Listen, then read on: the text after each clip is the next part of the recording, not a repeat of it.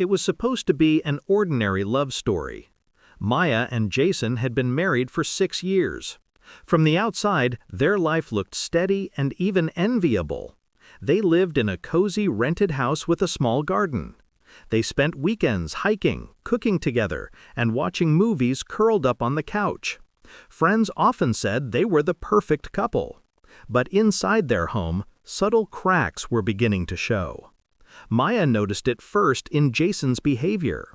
He had always been open with his phone, leaving it on the table or by the bed.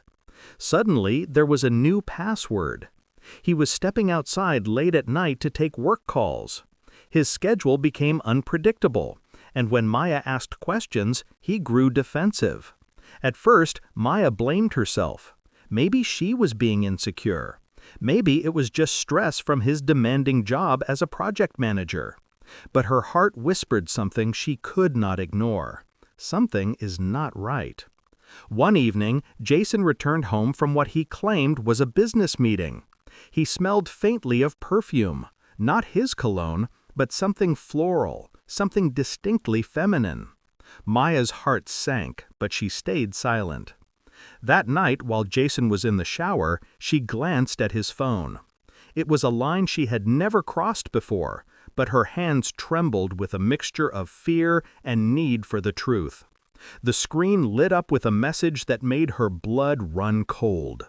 "Last night was amazing. I miss you already." Her breath caught in her chest. The world around her blurred. She wanted to believe it was a misunderstanding, but the message was clear. Instead of confronting him in anger, Maya waited. She began to quietly watch, to notice the patterns. Over the next few days, she gathered subtle evidence. Messages that hinted at secret dinners, a social media account Jason never mentioned, and business trips that didn't match his company calendar. The more she found, the heavier her heart became. When the truth became undeniable, Maya decided it was time. One evening, she set the dinner table as if everything were normal. Candles flickered, plates were neatly arranged, but her heart pounded like a drum. When Jason sat down, she looked at him calmly and said, "Jason, I know. I saw the messages. Please, tell me the truth. Who is she?" Jason froze. The fork slipped from his hand. His face went pale. For a moment, he tried to deny it, but the weight of Maya's steady gaze broke him.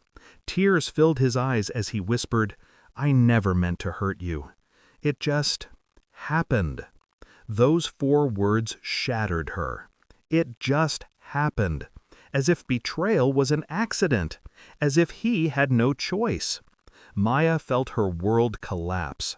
She thought of the nights she stayed awake waiting for him to come home, the years she sacrificed to build a life together, the love she poured into their marriage. And now, all of it meant nothing. But she did not scream, she did not beg.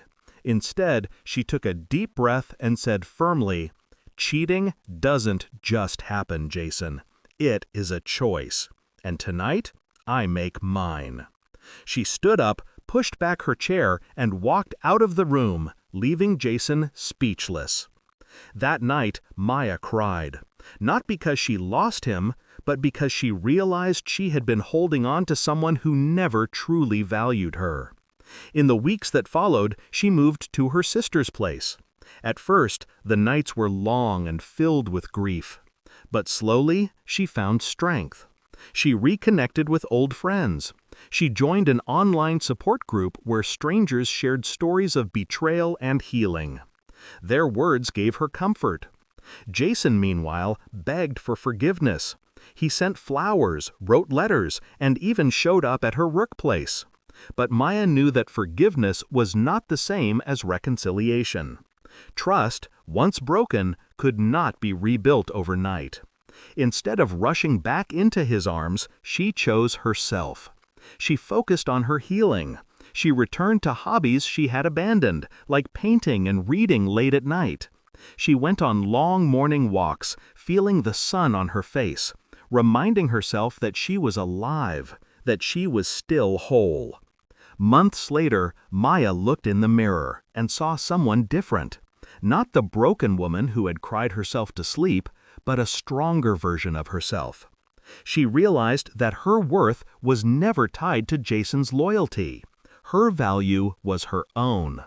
Her story, when shared online, resonated with thousands. People from around the world wrote to her, saying they too had been betrayed, and her courage gave them hope. Her pain had become a lesson, not just for herself, but for others who needed to hear that healing is possible. Cheating doesn't just happen. It is always a choice. And sometimes the bravest thing a betrayed heart can do is to walk away, heal, and rebuild a life based on dignity and self-respect.